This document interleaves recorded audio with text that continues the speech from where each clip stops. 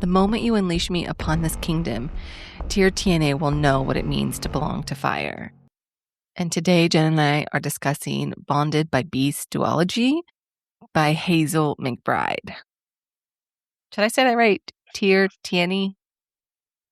I think it's Tirchana, Oh, but it looks nothing like Tirchana, so yeah. Phonetically, I said it right. yeah.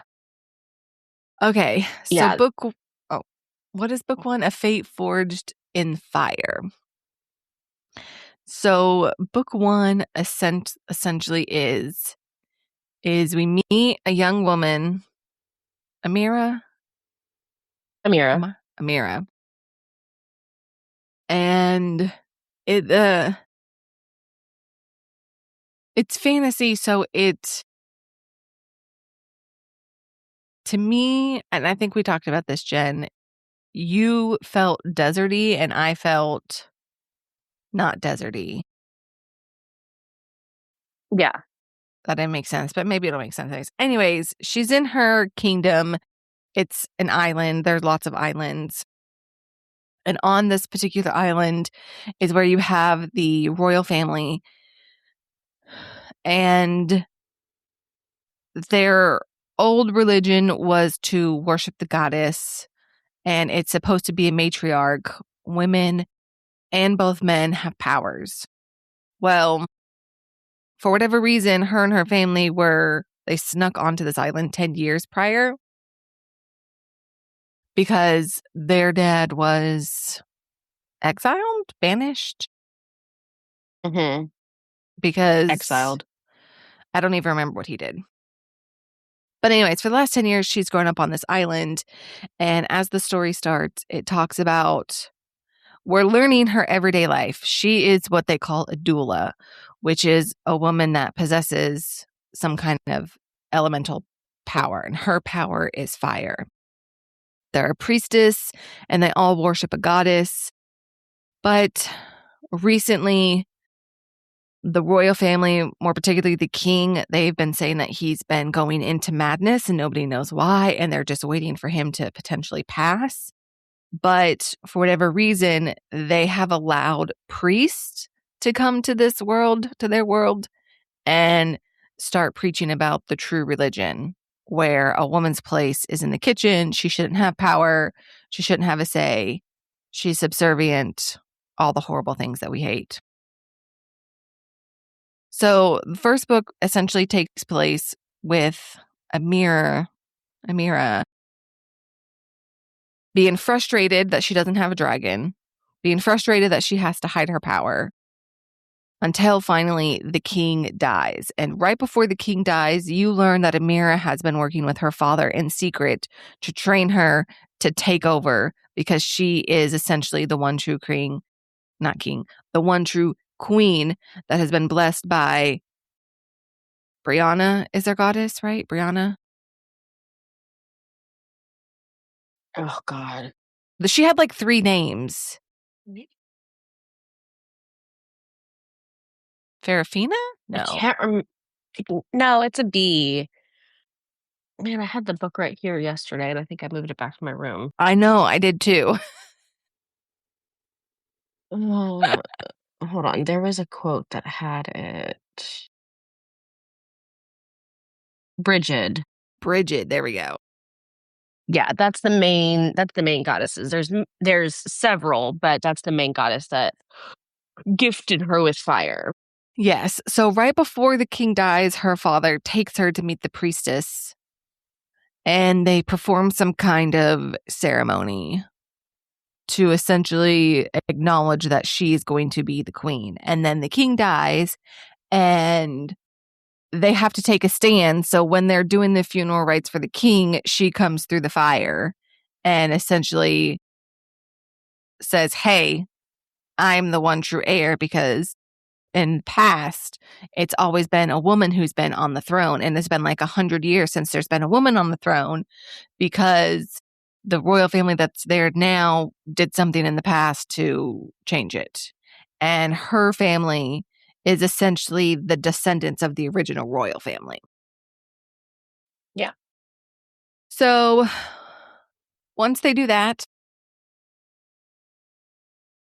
they they start a war between them, the true religion, and the royal family. There's 3 kind of things happening, and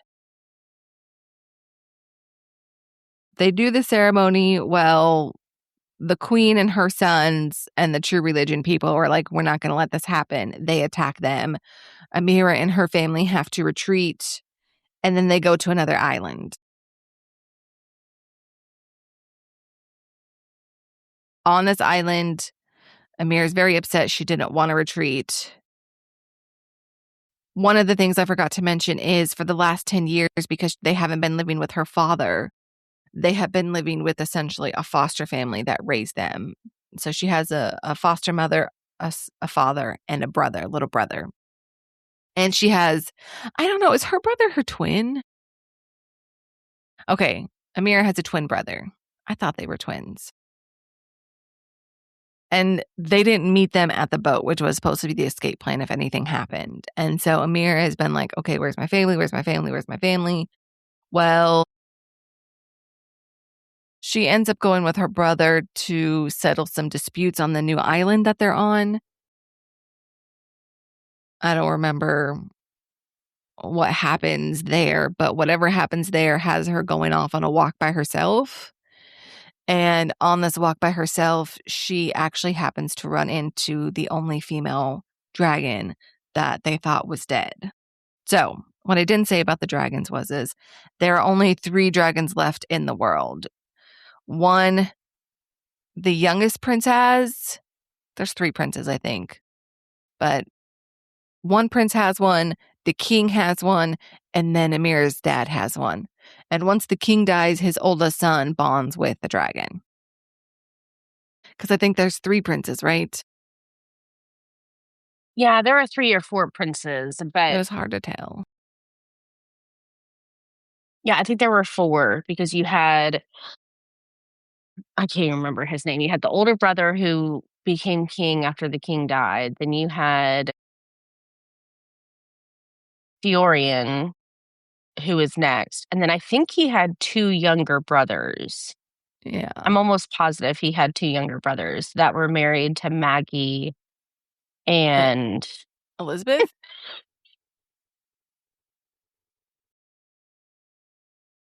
was it Elizabeth or Catherine? No, that was the wife.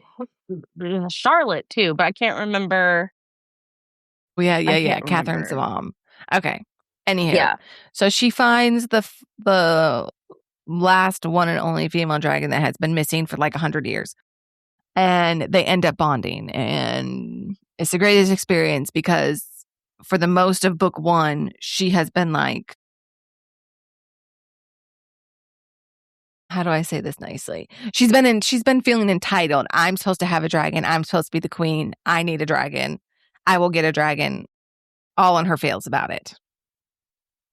So she gets the dragon and then she comes back and I don't remember what happens. Something happens, but she ends up reading some letters in her dad's study. No, that's not what happened. She meets with her dad and her dad tells her, or somebody tells her, that her foster family did not make it, that they were killed by the royals in retaliation of her making her claim. And she gets upset. She sneaks into her dad's room, finds the letter, figures out where Fiorian's at, goes after him, not realizing that it's a trap, only realizes that it's a trap there. They kidnap her, take her back to the castle, the original island. Instead of killing her, they force her to marry Fiorian because they can control her dad better. Well, they think they can control her dad better if she's married within the royal family because now her claim is tied to them, yada, yada, yada, all the things. So she's trying to survive, navigate in the palace now that she's married Fiorian. She starts to fall for him. He starts to fall for her. She knows that her dad has spies everywhere. She's trying to connect with them. She gets blamed for poisoning the king's kids, but that's not true. It's not her. Somebody else has poisoned them because she ends up saving them. Then she finds out that her foster mom is still alive, and then her girlfriend from the very beginning has been captured. And they use them as leverage against her to get her to concede to whatever they want. But they end up killing her mom, and she freaking loses it. Then it goes on, same thing, castle life. Her and Furion finally consummate their marriage. And what you don't know towards the very end is that Furion's brothers have been turning him against her and essentially make him believe that she's responsible for killing his nephews, even though she's not. And Furion ends up taking the throne from his brother because they were kind of conspiring to because both Furion and Amira's whole thing is we want to make sure our people are safe and we should do right by our people. So they start working into cahoots, but she doesn't know that because her brothers are brainwashing her, that he turns against her and he takes the throne from himself. And that's essentially how book 1 ends. Did I miss anything? Probably a lot. I mean, just some contextual things. And they're not called doulas. That's what they say in the audio. Correct? No, it's doulic. Whatever. I heard doula. That's because you listen to it like 3 times speed. Okay, fair. It sounded like doula to me, okay? Okay. And then so Jen's going to give the synopsis for book 2. All right, so book 2, you've got Amira and Furion are separated. I'm not going to do a super long synopsis. So they're separated. She's on a different island. She is furious, of course, but her magic is also trapped. Like, she cannot get access to her magic. The True Religion came up with a powder, like an explosive powder at some point. It had initially started when she was captured. It was like a tonic, and they took her powers away from her that way. But then they turn it into like an explosive powder. So then all the Duolics that they came in contact with in the battle as they were, and by we, I mean Draven, which is her dad, and her, as they're fleeing Kirchena for the second time, the True Religion attacked the Duolics with this like,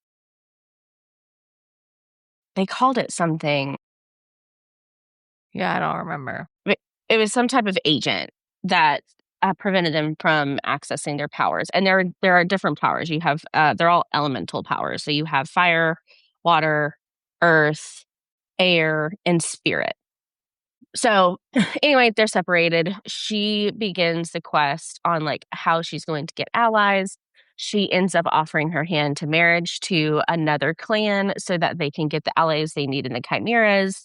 You are introduced to Thear, who is her betrothed. And at this point, you are convinced that Fiorion's the bad guy. Thear may be like the actual love interest. I really liked Thear. I thought he was a lot of what she needed in book 2. So you have that. So you have that alliance. And book 2 is honestly, it's more about her figuring out how to access her powers. And it's beyond the agent that the True Religion had dispersed. It comes down to her, like her fear and trauma that she experienced in book 1 is preventing her from accessing her magic in book 2. Because one of the things that ended up happening to her in book 1 was that the True Religion tried to sterilize her. Yeah.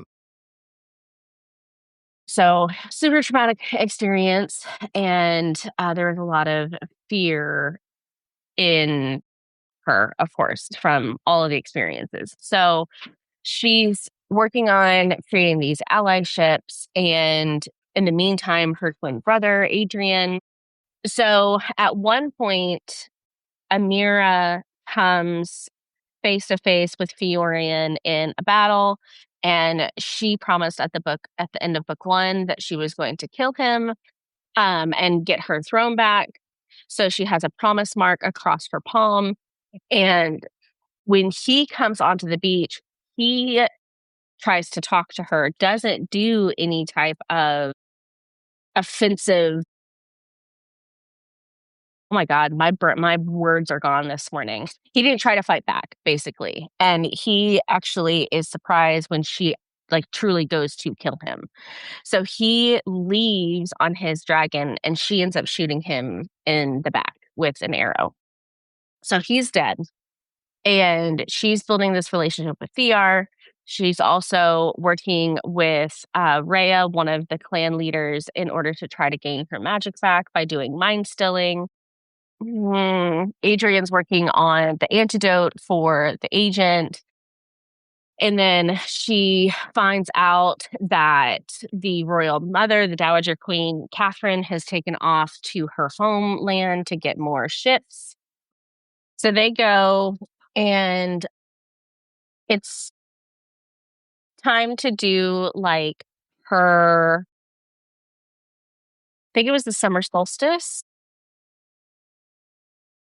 They had the summer solstice, and because the summer solstice is like Bridget's main day, because she's known to be the fire goddess.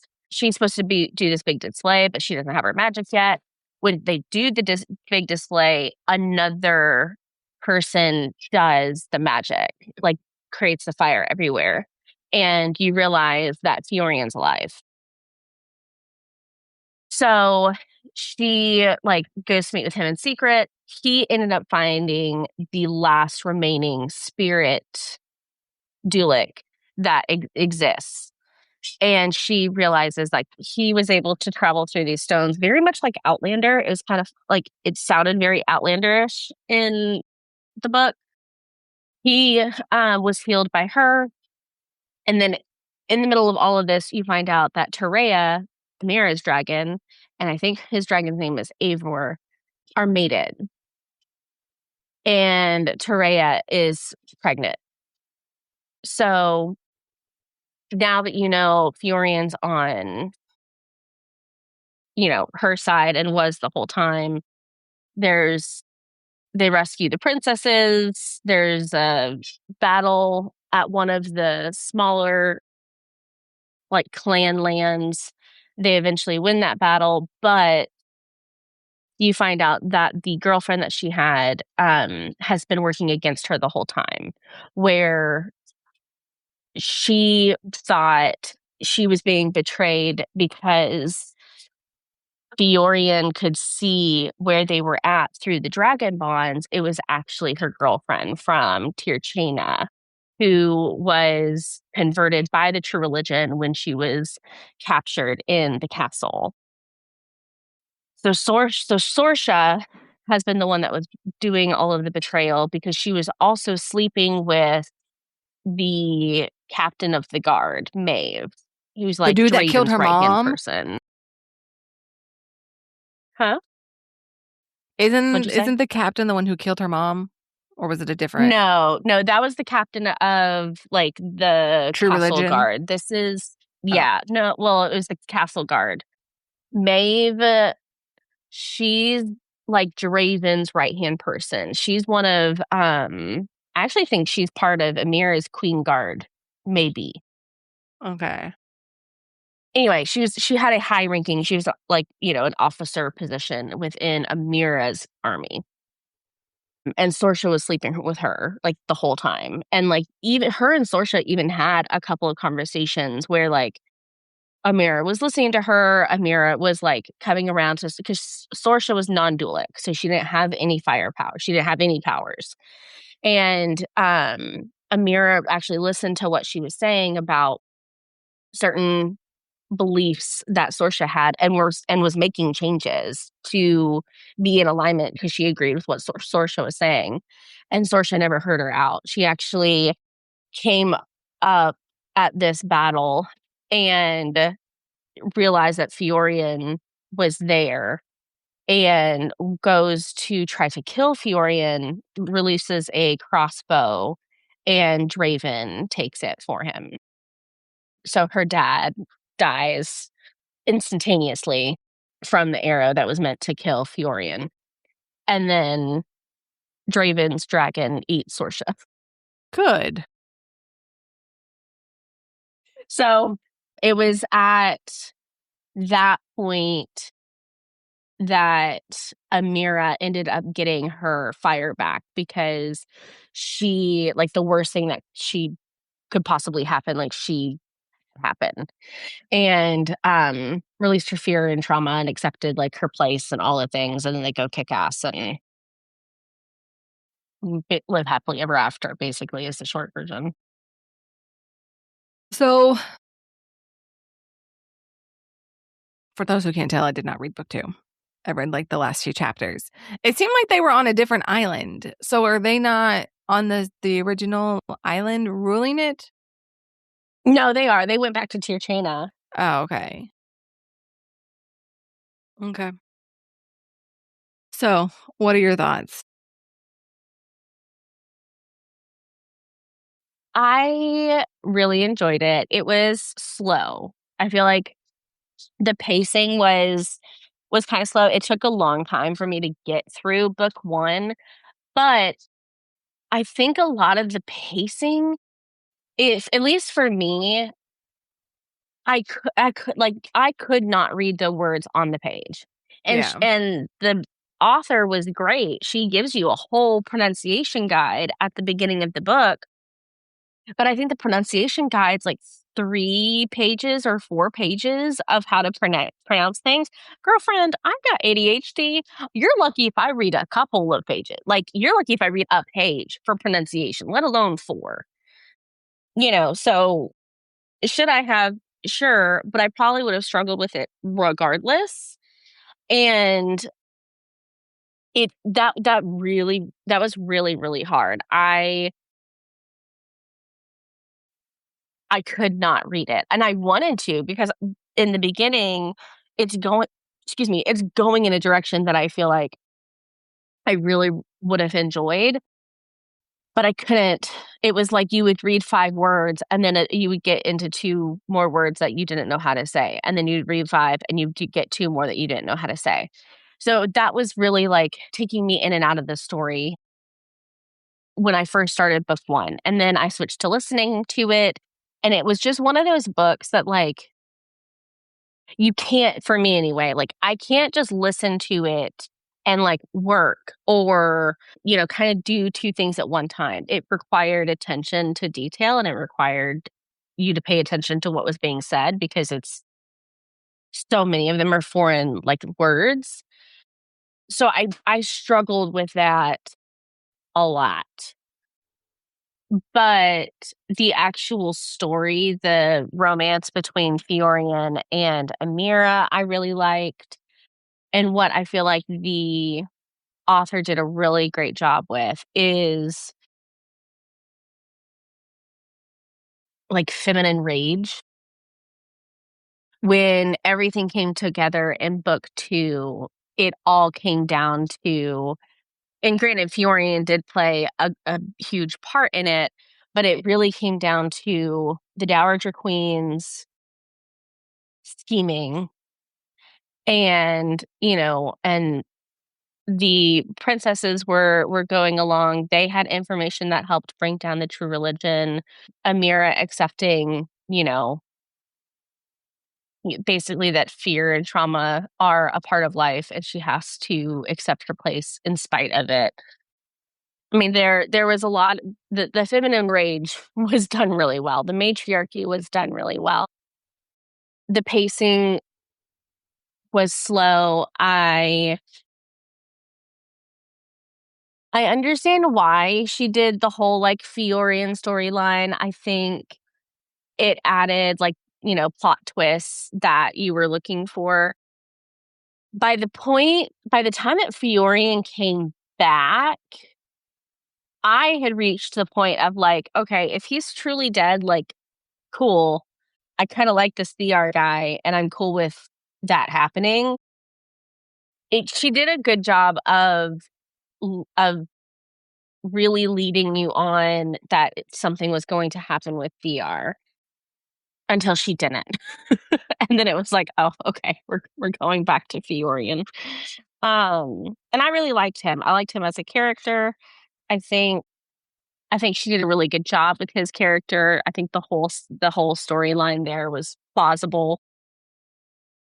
I think honestly it was more the slow pacing in book 1 and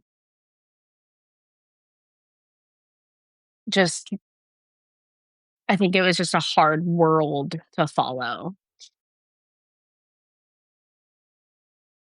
I think you said that really well.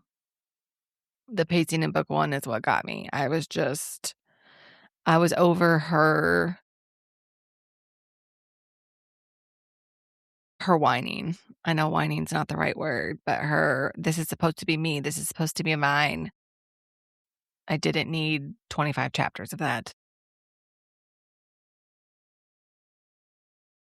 But I did dragons. Hello. Who doesn't love dragons? Her take on dragons was really interesting. The limit of the number of dragons and how they bond, I thought was really cool. I loved that it was a matriarch. I love Mhm. that a lot of it was built, I believe, off of Scottish, you know, legends and folklore and all that. I enjoyed that quite a bit. And it did pick up at the end. When she was in the castle, it's kind of like when I really got pulled into it, but it wasn't enough to go through a whole nother book for me to get to the ending. I just skipped all of it and read the last few chapters and I was satisfied. I didn't need any of the filler stuff because it kind of felt filler to me, to be honest. I felt I like can there was a appreciate lot. somebody saying that it felt filler, but I think honestly, one of the things that I appreciated about the book is you saw Amira's struggle with everything that happened to her because with the bond between Terea and Eivor, it like strengthened the bond between Fiorian and Amira. So a lot of what Fiorian had experienced, Amira was getting through in flashes of the bond. So like she ended up actually seeing how her family died and how Fiorian felt at the time and what he tried to do to stop it. And there were several things like that. So I think Hazel did a really great job of creating a very realistic journey of someone who was brutalized, traumatized, kidnapped, had the ultimate betrayal happen to her from somebody she thought she loved, and then like lost her family, lost her little brother. So going through the journey of what that trauma did to her and her magic, going into book 2 while also simultaneously managing an army, figuring out what's happening with Sorsha, trying to help Adrian with the antidote. I think it did a really honest job of what she was going through and didn't skate over that she just had the most traumatic 6 months of her 26-year-old life. And by having other women in her life, Rhea, most specifically, she was able to overcome that fear and that trauma. And I don't think that's something that you see in romantasy. Like you always see like they're just supposed to be badasses. And I've always joked like, yeah, you got to do therapy afterwards though. Where like this was the reversal. This was you had the author have her be powerless because she's afraid, be powerless because she's had a traumatic experience, and have to figure out how to rule her people while not having the gifts that she's been born with for 26 years. I think, I don't know, I loved that from a perspective of we all have those stories. Obviously, it's very different because we live in a real world, but we all have stories that create fear and trauma within us. And it is up to us to get through those things in order to do whatever we want to do in our own lives. So I thought that was a really cool way of handling what happened to her, because so many romanticies would just be like, yep, you almost died because somebody tried to stab you, like sterilize you, like, and we just move on. Or you lost all of your family and we move on. And that wasn't the case here. And I think it ended up serving her really well in the long run. So it was, I think it's one of the things that makes it a very different book. And I think it can make it harder to get through. That as someone who reads for a broader understanding of life and like the realness behind it, I actually really appreciated what the book did, even if it didn't read like a fun romantasy. It was definitely more, in my opinion, more about healing and, you know, facing your traumas and facing your fears and doing it scared. That made your therapy heart so happy, didn't it? It did. You finally get the book where, while they don't actually have real therapy, but they're working through it. Like literally, like she did these mind stilling sessions with Rhea, and it was, I mean, it was literally like their version of therapy. And I'm just sitting here, I'm like, is this fun to read? Is this something that like I'll reread again? Probably not. But I really, really appreciated the books for making it, for not making her a badass without owning All the the shit bad that shit comes too. along with it, yeah. Yeah. Yeah. I think she did that really, really well. And it's something that I really appreciated. And when I first read the book, I really, because I don't, I'm an ex-evangelical, as they like to say. I'm deconstructed out of, what I grew up in. So hearing a lot of the language is like a lot of the language that I grew up with. And I'm like, yeah, burn them all to the ground. Like, get rid of it. It shouldn't exist. I fuck the patriarchy, all the things.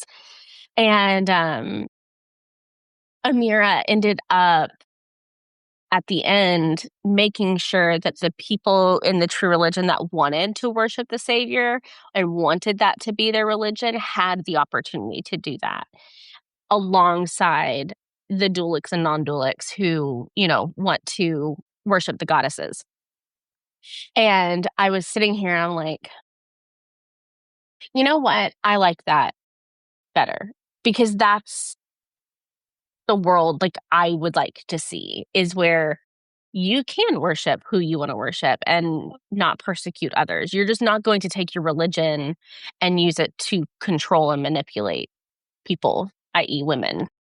But they did kill the main true religion dude, right? The head. Oh, fuck yeah.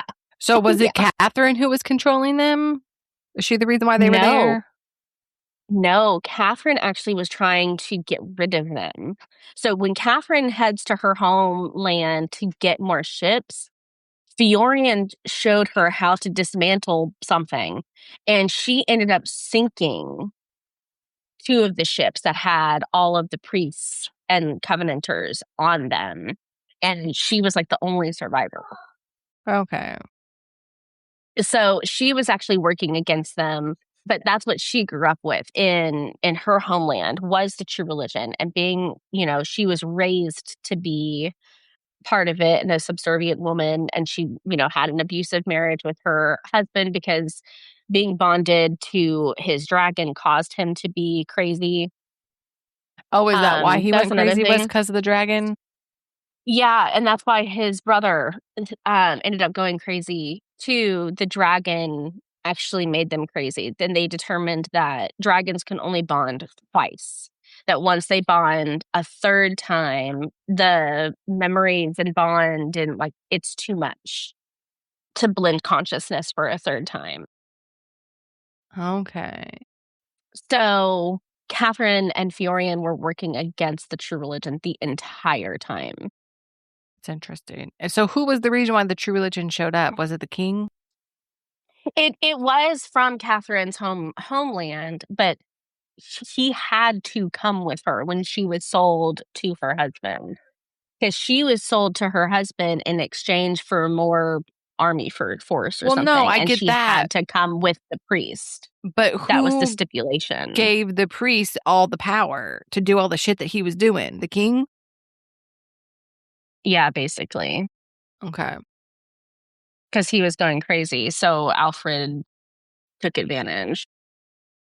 Stupid douche canoe. Glad you drowned. Yeah, he died. He Okay. did. I'm glad you enjoyed it. I'm glad it made your heart happy. I'm glad I read it. You know, I mean, it's Same. definitely not like, It's not rereadable, but it's worth yeah, reading like at it's not least something. once. Yeah, I think it is. I think, especially if you're someone like me that appreciates, like maybe you don't enjoy it, but you could appreciate the journey, then I highly recommend it because I really, really like the way she portrayed the journey. But if you're looking for an Aelin, this is not an Aelin. No, this is not. I wouldn't even say, I don't know. It definitely does have the Bridge Kingdom vibes. A Yeah, little bit. a little bit. Huh. Anything else? Are we ready to rate? I don't think so. Right. So, Darkness. Darkness. I would say a 2. I was really trying to decide between 2 and a 3 because there's a lot on page. Like her sterilization attempt is on page. You end up finding exactly how her family died. Her mom dies on page, and all of it's pretty brutal. Her dad dies. Yeah, that one wasn't brutal. Like he literally dies instantly. Like normally, like you have a character die like that, and there's like a moment. Nope, he was immediately dead. Sorry. I don't know why I found that funny. And then, like this dragon loses his mind and like he just like chops Sorsha and like shakes her limbs everywhere. Like, wow, that got real graphic real fast. I'm really surprised that her dad sacrificed himself because he's not one to sacrifice for anybody but himself. I was shocked. I That I will seems tell you, really I out of character for really him. no, no.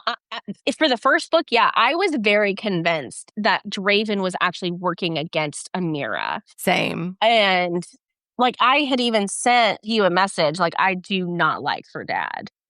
And I can't even remember at what point he had done something like in that moment.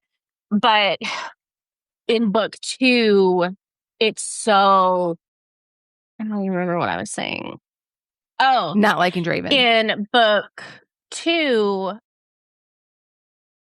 you realize that honestly, I think he was struggling more and, like, trying to figure out how to be the Prince of Penrith and, like, get the kingdom back for his daughter, while coming to the realization that what she really needed was a dad. And they had a couple of really sweet moments, and there is at one point, something had happened, and she had kept her not having access to her magic a secret from everybody. The only person who knew was Rhea. And something had happened, and he looked at her and he's like, "Did you not think I didn't know that you couldn't access your magic? Of course I knew you couldn't access your magic." He's like, "I knew you would talk about it with me when you were ready." And there were just a couple of really poignant moments between the two of them. It was actually after think she died after she rescued the princesses. And at that point, like, Teray is pregnant, blah, blah, blah. And you find out in the epilogue that, because one of the things, like, Amira was so upset about was he didn't know that Teray was pregnant. So, like, she didn't realize that, like, his goal of bringing in a new era of dragons had been achieved. And then Amira was going through something and found notes, and he did know. Oh my God, I lost it. Aww. I mean, dads always get me. But by the time it happens, it's so believable. At the end of the day, like, he really just wanted her to be happy. And he knew that Farian would make her He happy. wanted, yeah. Yep, he knew. So anyway, as far as darkness, I would say at least a 2. Okay. I'm And okay just with know the that 2. there's just a lot of death on page. Spicy? 2? If that? I would say a 2. I mean, they have a couple of really good scenes, but there's nothing like kinky or like anything like that. Content? I do love that they continued to like try to kill each other throughout the first book. Like, even in the sense, like, it is a true enemies to lovers. Like, Yes, that's it one thing is. she did really, really well. Like, they tried to kill each other multiple times throughout both books. So Fair that was point. done well. That was. What Content? was it? This is so hard. I'm gonna say a 4.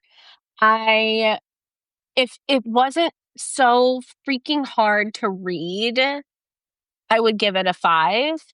And if I wasn't the person I was, and like, I didn't just enjoy the journey for what it was, like, it would be a 3. Because I think the pacing is a little off. The words drove me absolutely bonkers. But because of who I am, it gets a 4. I'm stuck between a 3 and a 4. Oh, it surprises me. I mean, besides it feeling like it was literally just filling the space, it was still written very well. You know, it was. I listened to it, even if I hadn't listened to it, I would have just made up names in my head. But the listening to it allowed me not to struggle with the pronunciation and the names and all the things. And the narrator did a really good job. Yes, I feel like with all the voices. So, like, it's not that I didn't want to enjoy it or get pulled into it. It just took too much time. And I'm the complete opposite of you. I don't need all of that stuff and setting in the feelings and like, I'm okay, you have feelings, great, let's move on. Like, we don't have to talk about the feelings or think about the feelings. And that is a lot of it. It's a lot of her realizing that taking over a kingdom is not just going to be as easy as her saying, I'm the future queen because Bridget has said so because of my power. She just thought that because she was the woman, she came from this line and she made that statement that everybody was just going to follow her. And she has to learn this lesson of, no, just because you have that belief doesn't mean everybody else has that belief. Yeah. So I can appreciate that for what it was, but I just didn't need 300 pages of it. So if I'm taking out my feelings on it, if I'm just looking at what was written, how it was written, I'm with you. I think it's a 4. I think she did a really good job. Content's not supposed to be about emotion or feeling, so I can give it a 4. All right. So overall, a 3. I'm going to go with a 4. Yeah. Maybe I'll finish book 2. No, you won't. Yeah, well. Yeah, there's no way.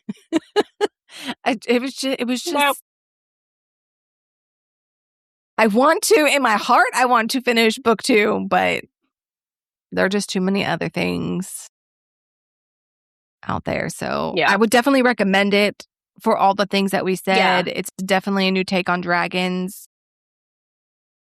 I love the world. Definitely enemies to lovers. If somebody's looking for true enemies to lovers, this would definitely be something that I would recommend. But I would recommend audio before anything else, just because. Yeah. Yeah, definitely listen to the audio. Unless you are very good with like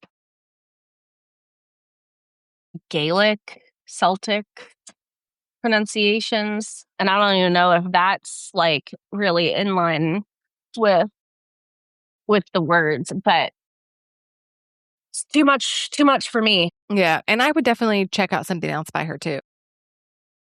Yeah, for sure. If she put something else out, I would definitely give it a try. Yeah, agreed. But yeah, I got nothing. Anything else? Nope. All right, y'all, let us know. Have you read the Bonded by Beast duology by Hazel McBride? We'd love to know. Let us know your thoughts on it in Instagram or TikTok and tag us at Bones of the Story, and we'll see you next time.